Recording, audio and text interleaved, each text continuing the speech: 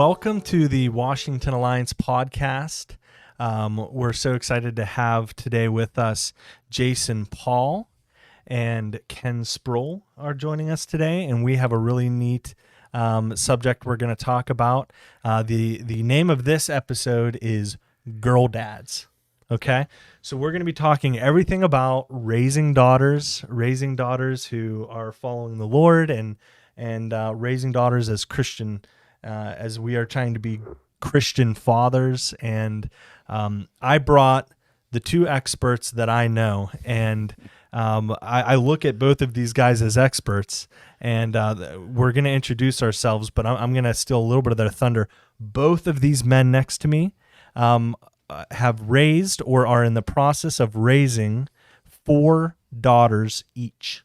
They both have 4 daughters that they have raised, and they have tried to do it as godly, loving, Christ-following fathers, and they're going to impart to us today their wisdom. And I am myself the father of 1 daughter and 2 sons, but as important as raising sons are, and I think we should have a podcast on that, today we're going to focus on the girls. This is Girl Dads. So I want to thank both of these guys for being here, and I want to give them an opportunity to introduce themselves. First thing that I'd like to do, I'll toss it over to Jason here. Jason, would you mind introducing yourself and maybe tell us a little bit about your family? Yeah, my name's Jason.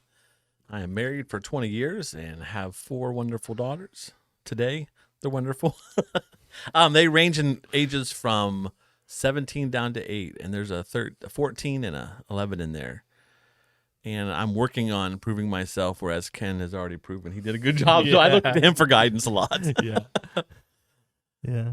Ken is not short on any evidence that he has figured a lot of this out. Although I'm sure he would probably share that he doesn't feel like he figured it out, but we feel like you figured it out. Ken, would you mind introducing yourself and your family? Sure. Yeah, my name is Ken Sproul, actually, and my wife, Luana, and I have been married for 52 years, so our family is a little further along than these other 2 gentlemen. My oldest daughter is a pastor's wife. Her name is Missy, and she lives in Ohio, and she has 4 kids of her own, actually, and her 2 oldest are actually in full-time ministry now, so she's done a good job of parenting, she and her husband, that is. Our second daughter, Julie, sadly, we lost her to cancer about 5 years ago. And so I'm a little jealous of her because she's already experiencing the glories of heaven that we have to wait for. But her family consisted of 3 kids that are all following the Lord as well. The youngest just graduated from high school, and the other 2 are a little bit older. And then our third daughter, Rachel, is actually a part of our congregation here at Washington Alliance. Her husband is an elder, and she has 3 kids, and they're all younger. They're in the grade school age. And finally, our youngest daughter is Sarah. She's a single mom who's adopted 3 children, and they all live with us. So we're getting to experience, I should say, the joys of parenting or grandparenting all over again now. Right. Yeah. That's great. Great, legacy and really a statement to God's faithfulness, because you've been able to watch a generation, and now you're watching another generation that's faithful to the Lord, and that's like the greatest blessing you could have is to see your children, I think, walk with the Lord. I can't imagine a better blessing than watching your children and knowing that they know Christ and are walking with him. I think that's the end game for any father, Right. What else could you ask and for? there's a lot of questions, I think, when you have young kids, if it's ever going to make it there. Yeah. I mean, I feel that way. And, my daughter is, of my children, she is my compliant one. And, she's very, very, obedient and thoughtful and caring and stuff. But you can't help but think she's got a lot of life ahead of her. And you just hope that she'll, follow Christ. And I have to say the challenges of today's culture, I think, are even more onerous than they would have been when our kids were growing up. So I pray that you guys can navigate through that, because there's going to be some tough times ahead, I'm afraid. Right. Right. Yeah. It doesn't seem that it gets easier with each generation Yeah. to raise kids that are following Christ. I haven't noticed that being the trend that hey, it's easier to raise today than it was yesterday. I mean, in some ways, maybe Yeah, but, easier because now we're all living past our 30s. Right. The last couple hundred years. Yeah. But technology, I think, has definitely not helped parenting over the last 15 years. Yeah, with it's that made a development, challenge. For sure for It's anything. it's made it a challenge. I would agree with that. So the first subject, to open our conversation today, this is maybe just to get us started and rolling is fundamentally. Now you guys have never raised sons, okay? So you do have somewhat of a blind spot here. So with that caveat, though, you've seen sons raised and you've seen boys. You yourselves were young men being raised at one point, so you have an idea of what your fathers did right and what they did wrong and all that.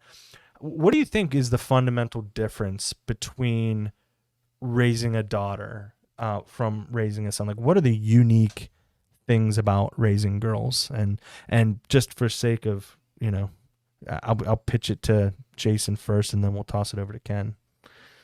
Well, I think I was all boys in our family, so we always raised surrounded by boys. It wasn't near as emotional in our home as it is in my home. That's crazy. So you were raised in a family of all Yeah, boys, there's no and then girls in had our a house. family of all girls. Yeah. Wow. But a lot of my life is about girls because in our extended family, the great and great grandchildren, I think there's 41 girls and 4 boys in that group. So there's definitely a lot more estrogen and family gatherings than Yeah. testosterone. Yeah. I feel bad for the boys almost at that point. That's wild how your families have been so like one or the other. Yes, it's very lopsided on each side of our family. Oh, But wow. I think I always tell my wife she was blessed by having girls. I don't think she could handle the chaos and destruction of boys. They are The destruction. rambunctiousness. Yeah.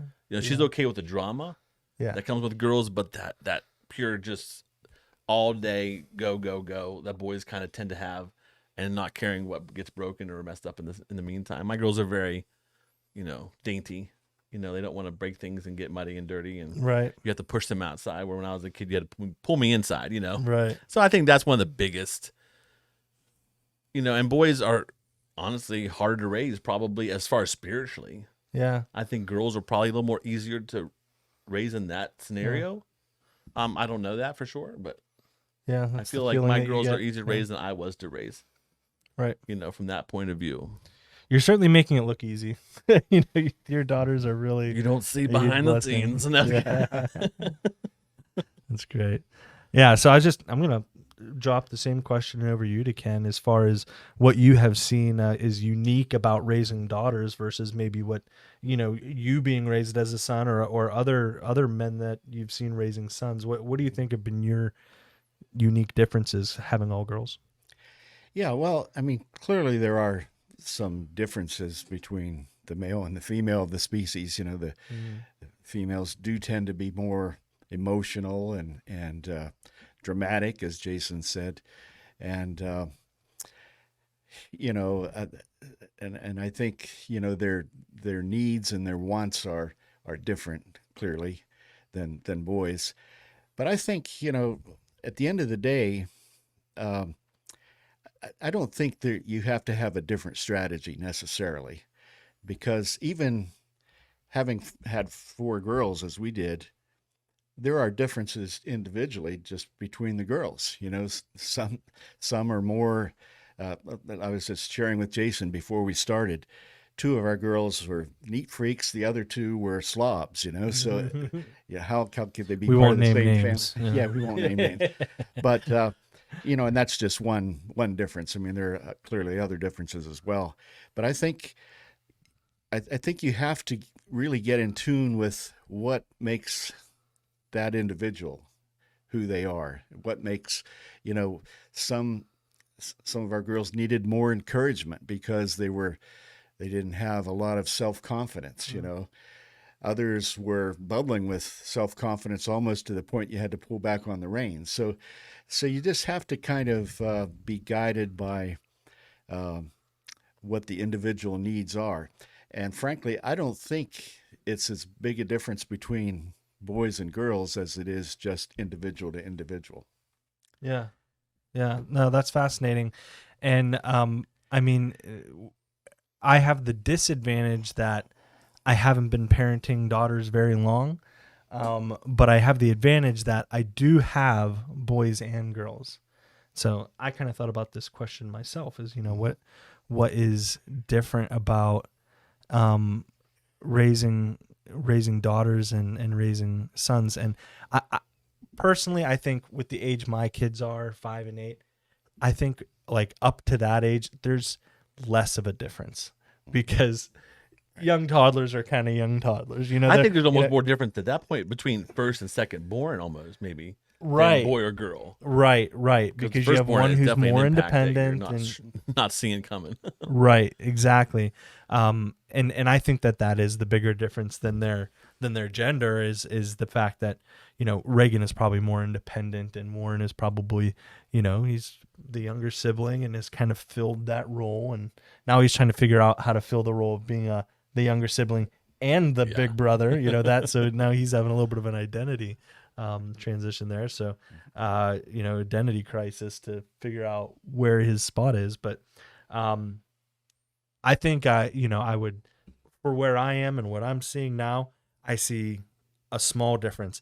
I think I see on the horizon a big difference for how I'm going to have to father my sons versus my daughters. So hopefully you both can help me figure that all out tonight, and then it won't be a problem. I'll know what to do at every Consider turn. that box checked. Yeah, right. And of course, as you alluded to earlier, for us, it's kind of a hypothetical question because we didn't have to raise boys.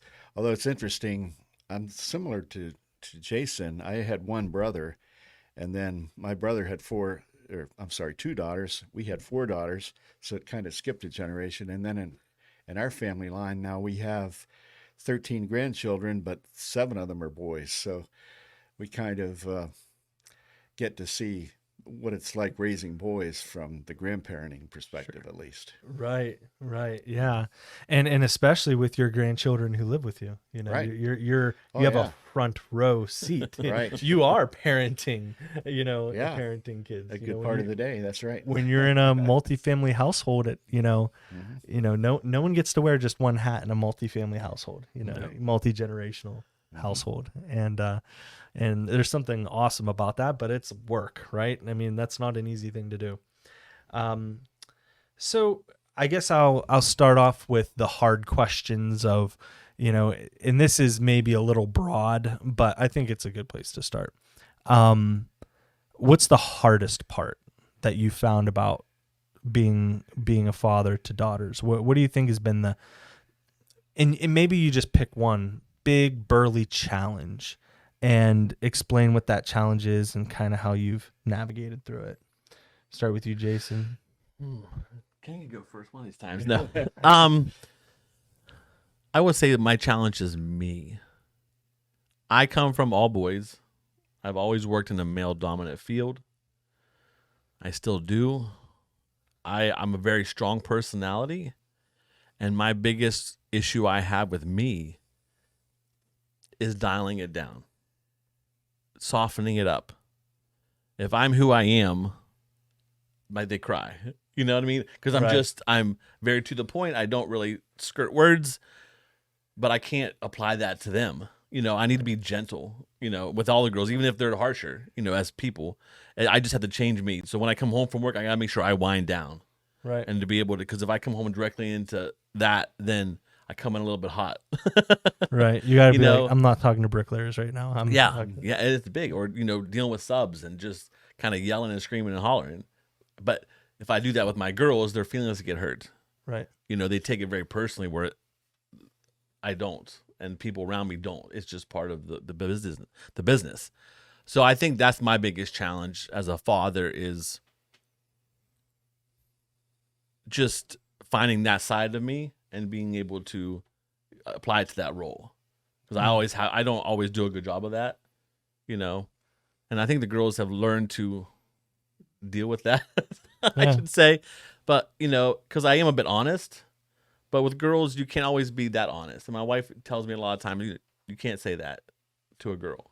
Yeah. So I get that once a week. So in what ways have you tried to combat that? Like functionally, daily, like how do you, is it literally just taking a moment to take a breath when you come in the house? Or, do you have to walk stuff back and kind of, you know, ask for redos with your kids? I've done that before. I've been I like, definitely, I was too hot there. yeah. One thing I wasn't raised with was apologies Yeah. from my parents. Just wasn't the nature of that generation. Or maybe it was just my father. I don't know. Yeah. But with girls, I think it's very important that you make it right. Mm. With boys, it's not a big deal. You just kind of throw it aside and just move on with your life. Mm. But with girls, I have to go out of my way if I do hurt one of them to go to them directly and apologize to them. Like, Yeah. Dad was out of line. I should not have said that. And I do apologize Yeah. because you're precious to me. I don't want to hurt you. So I think learning to apologize as a parent is definitely something I wasn't used to, I think honestly, it is fine to apologize as a parent. I think it's a good model. I think it goes a long ways, because reality is we're not perfect. We're not going to get it right 100% of the time. And I think it's okay for them to know that. Right. Yeah. So, yeah, that's a really good word. I mean, your demeanor is got to change based off of who you talk to. I don't talk to my wife the same way that I talk to my buddies or the way that I talk to my boss. Like, and I probably shouldn't talk to Warren exactly the way I talk to Reagan. I should match kind of how they'll receive the information best, and discipline the best, and compliments the best. And it's not always a negative thing that you're trying to communicate. Maybe it's a positive thing that you have to communicate different to girls, so that they get it. Whereas boys can, man, I'll tell you what, this means a lot to a son. Yeah. Right there. And even the physical touch is different with a daughter. That might not cut it. Like, yeah, job, that's buddy. Just weird to my daughter. Like, The daughters are like, they want their dad to hug them, Yeah. or to tell them they're great, or give them a kiss on the head. Like that's What do you think, Ken? What's the hard parts here? Yeah, it's hard to put a finger on one single thing. That's the hard part. I think it's probably, for me, it might have been some of the true girly issues that I kind of delegated to my wife, because she's in a better position to relate to them and some of what they're going through, just even physically as their bodies change and Sure. they go through puberty and that sort of thing. But, I was thinking about when the comment was made about whether it's appropriate to apologize. I totally agree that it is. And I think about, Paul's writings to the Ephesian church when he's talking about the family in Ephesians 5 and 6. And he talks about how children should obey their parents. And it refers really back to the fifth commandment, which is honor your father and mother. But then it goes on to give instructions to the father. It says, don't exasperate your children. Or in Right. the King James, it says, don't provoke them to wrath. Yeah. Right. The thing is, all of us get frustrated at times. We get impatient at times. Maybe we had a bad day at the office or whatever, and we come home. It's so easy to take it out on our family, and they don't deserve that because, so at that point in time, that's when it's appropriate to say, I'm sorry, you have to give me a little forgiveness here because I was out of line. I was just carrying the emotions of the day into what's going on here at home, and that was wrong. So, certainly what you said, Micah, about none of us are perfect. We're not going to get it right 100% of the time, and sometimes I'm amazed that our family turned out the way it did, that our girls and their kids are all following the Lord, when I think about all the times that I probably messed up along the way. But I think the important thing, though, and maybe I'm jumping ahead a little bit, but it's all a matter of creating an environment in the home where spiritual things and the things of the kingdom of God are clearly a priority. And once the kids understand that, they can give deference to times when you may be too rough, or you need to apologize, because they understand it from a spiritual perspective and not just as the world would view it. That's really good feedback, and that does actually lead pretty nicely into our next question. And it might be a good place to start. Is the question was going to be, how do you instill this relationship with the Lord with your daughters? Like, what does it look like to raise a girl to love Jesus and to disciple a daughter? Like, how do you disciple your daughters?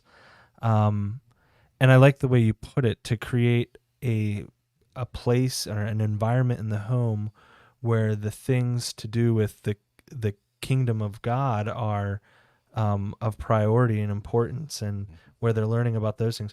So I guess, how did you do that? Like, what did that look like? Yeah, your well, house?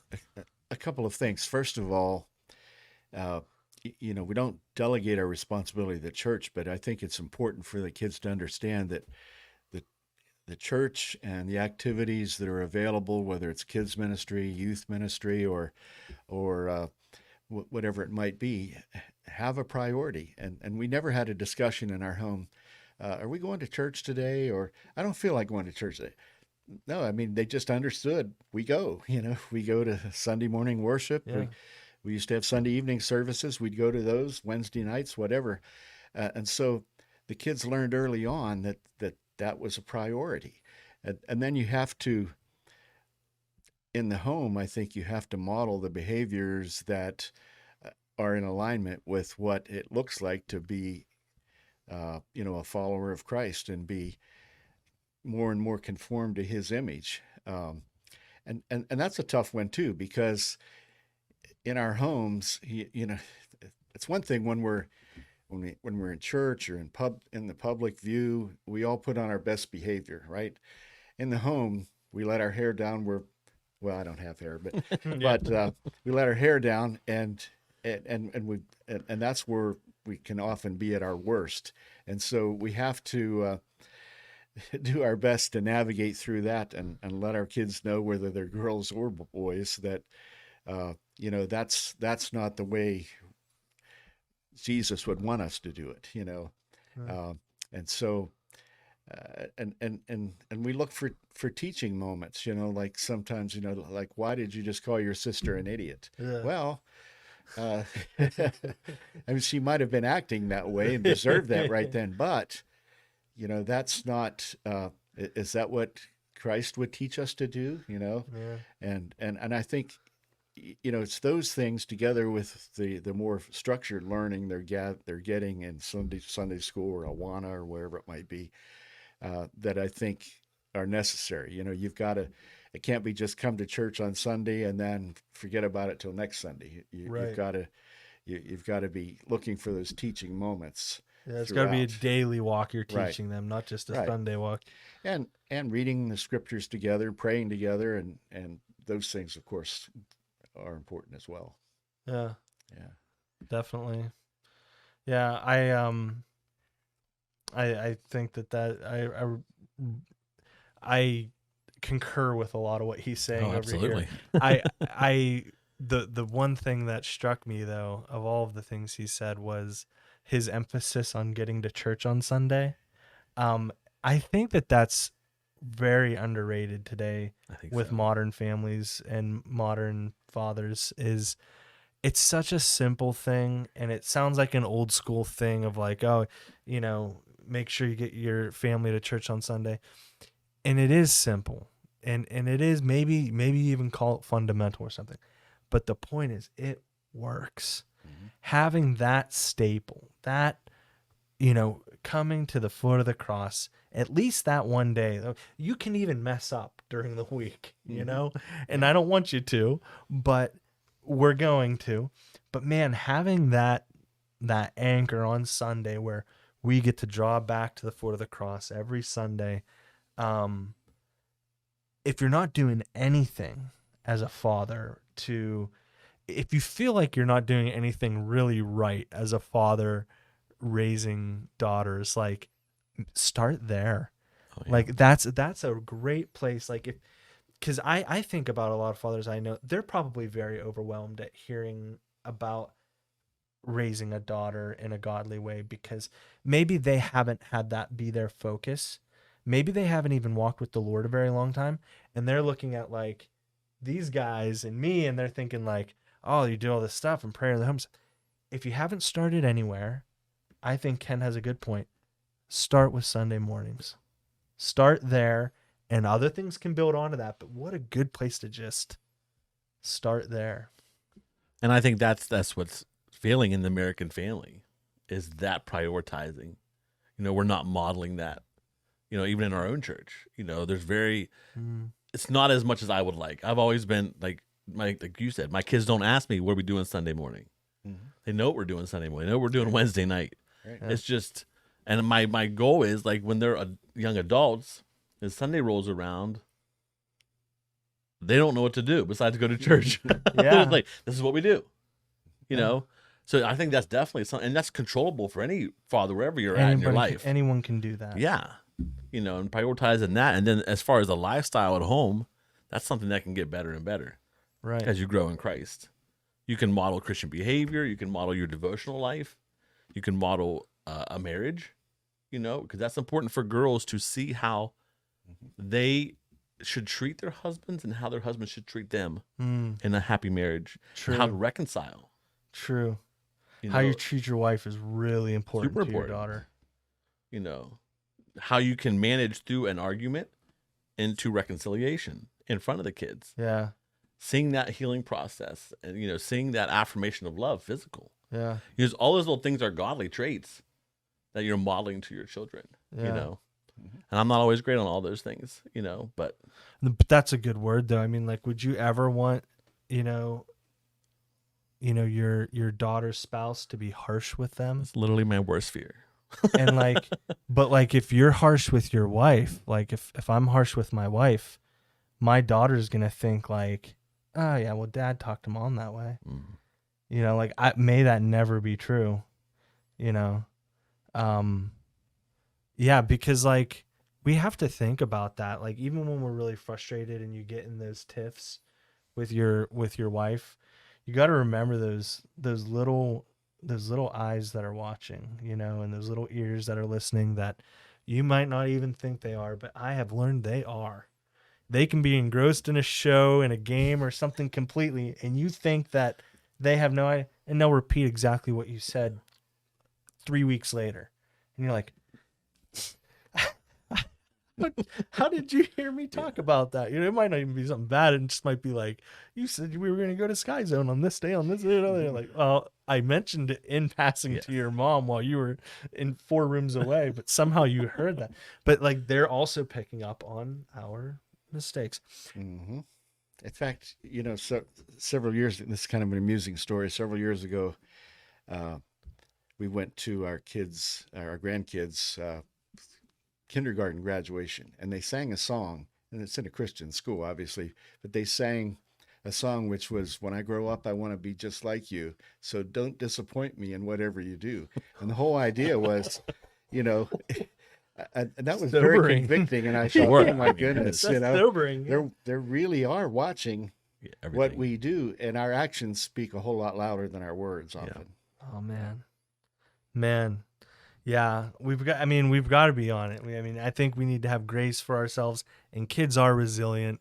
I mean, that's the thing. Like, don't think that you're too late to start modeling a good godly husband. Like, kids also see us change, and they see us apologize, and they see, the big thing with the apology is you're still recognizing what is right.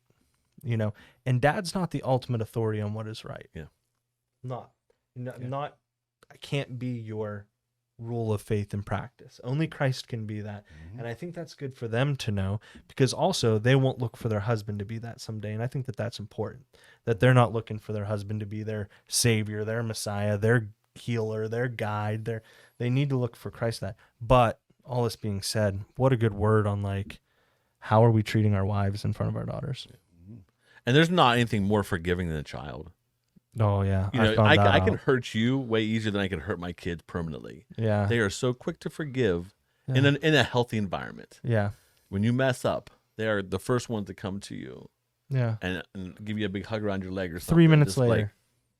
and I'm like, that's humbling Yeah, because I am holding on to things for years sometimes. Well, then I think what happens is you'll see them do the same thing. They call me Papa. Papa, I'm sorry, for what I Sure. did. yeah, I know I upset you. And so, if you model that in front of them, they'll do the same thing. right. Mhm. Yeah, I mean, it's a heart melter, right? When those Yeah. moments happen, Oh, yeah, for sure. you mess up, or you're still kind of mad at them because they did something and you Make it had hard. words, and then you maybe you yell at them and you're a little too harsh, Yeah.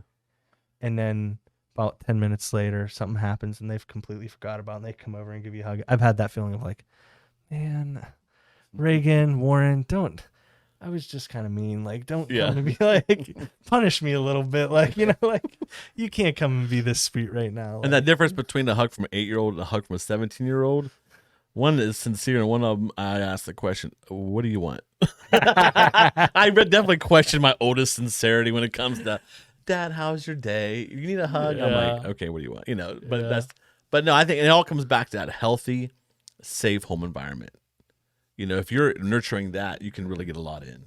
Yeah. And prioritizing Sundays is a no-brainer. It's just a good place to Yeah. start, for the dad who's overwhelmed at like, And it's not always going to be easy. yeah. I mean, for instance, we had my girls loved dance when they were young. They danced every Saturday just for hours. They were all in different classes. They moved that dance class. All the dance classes moved to Wednesday night. Mm. We dropped dance for all the girls. It was, and they're still, I think, bitter to this day. But that I remember as a child, I made the All-Star team in baseball. Wednesday night, I was pitching on the mound. 7:00 rolled around. My dad's truck pulled up to the ballpark, and there was a timeout called, and I was pulled off the mound because it was time to go to prayer meeting. Yeah. But that's stuck in my head as an Right. adult. 35 years later, it's in my head. So even though that was a hard decision, I look back. I'm glad I did it. I feel bad that they lost dance, but I'm glad I made that decision to prioritize our evening, our Wednesday night, and our Sundays.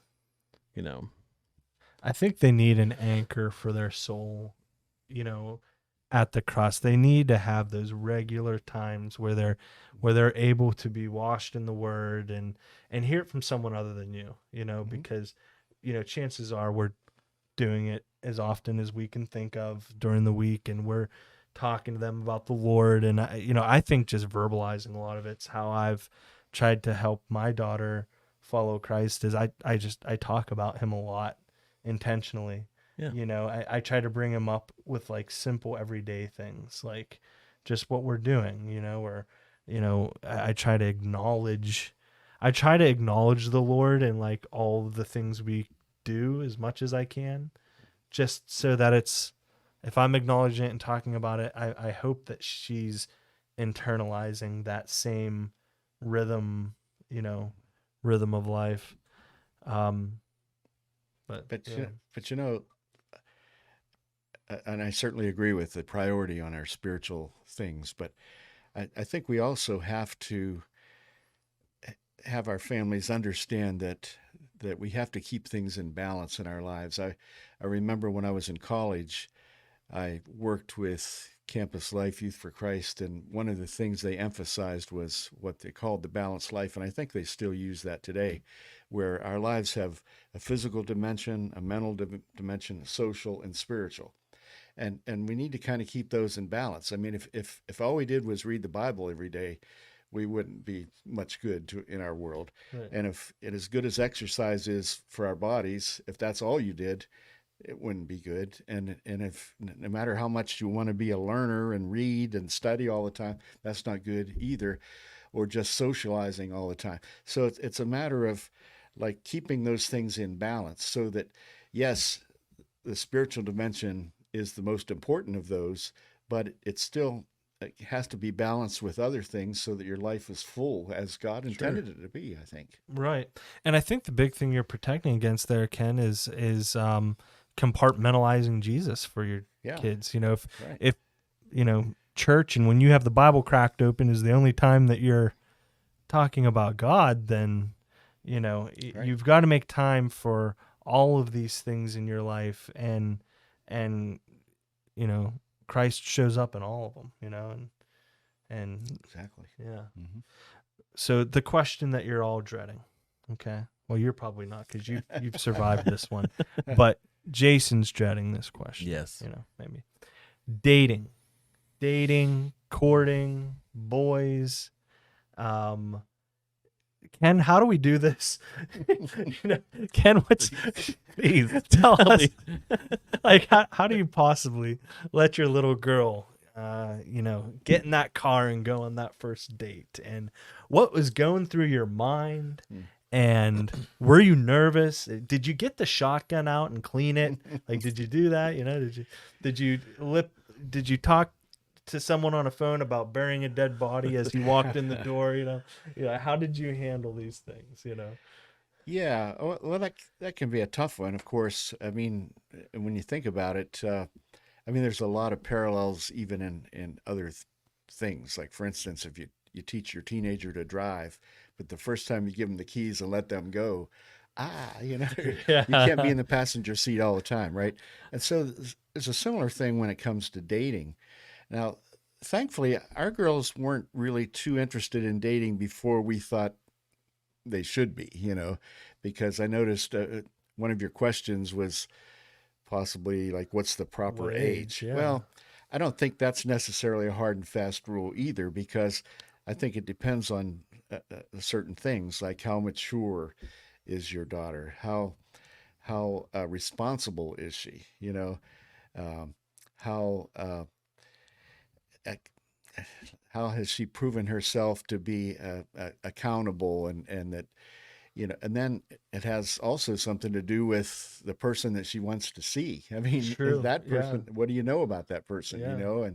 and then what's the activity that they're going to be involved in? I mean, you'd feel a whole lot better about them.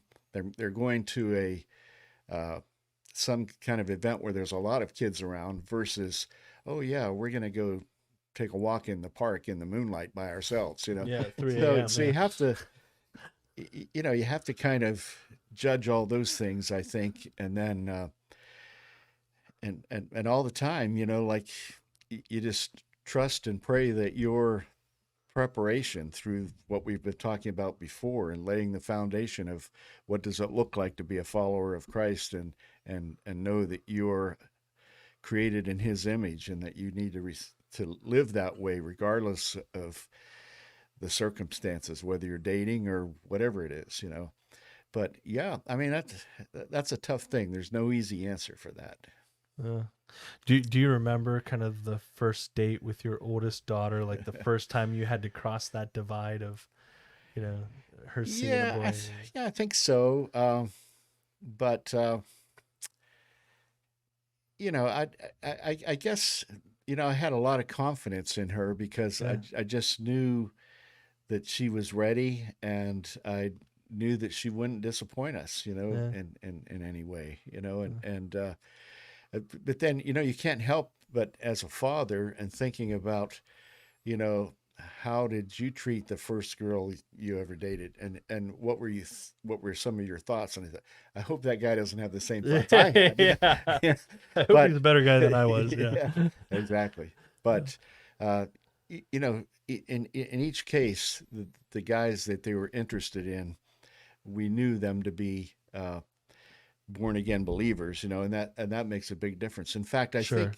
I think part of preparing them for that dating age is encouraging them to have their friendships among like-minded kids, and that's not to say you can't have friends with those that are outside of faith, because will never impact their lives if you don't have those kind of True. relationships.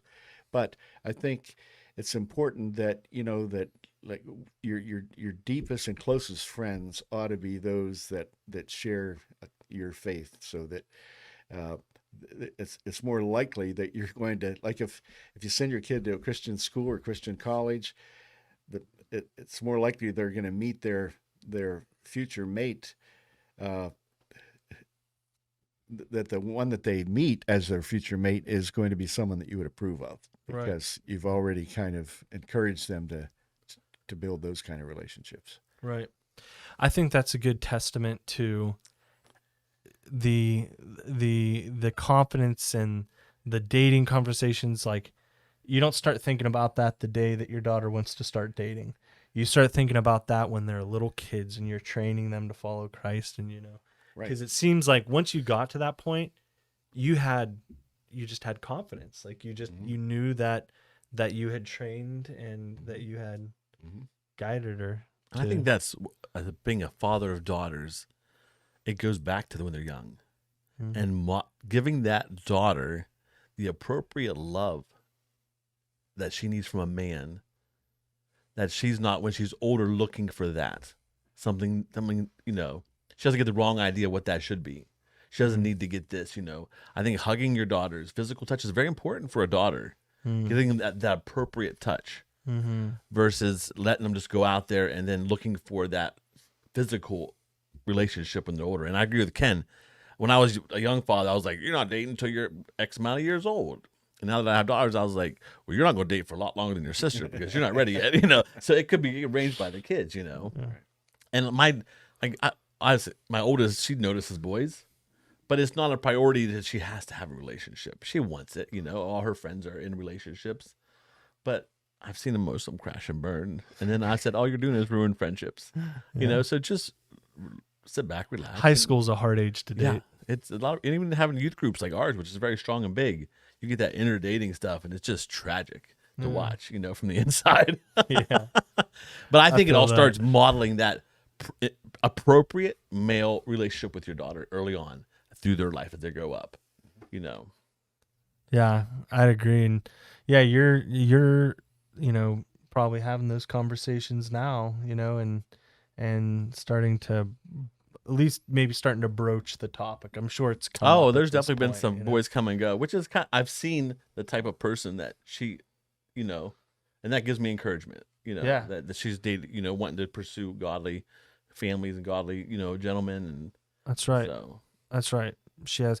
I mean, ultimately, it is so true. You end up kind of looking for a spouse that somewhat models the same type of, values and affection and demeanor that your parents had. You look for someone because that's who you look for when you have good parents that you love. In the back of your head, you're kind of comparing them to your. Yeah. That's a scary thing to do after you're married, is to, be like, oh yeah, well, my mom would have, Yes. yeah. No, but no girl wants to marry her father. Yeah. I don't say that. Yeah. That's, You but know, it does. It go in your head. it's, don't ever compare your wife to your mother to that's your wife. big That's, mistake. The wives don't appreciate that as much, but I think that's a very real thing, is like, we are ultimately modeling for them that spouse. Yeah. We are modeling it in our relationship with our wife. We are modeling that.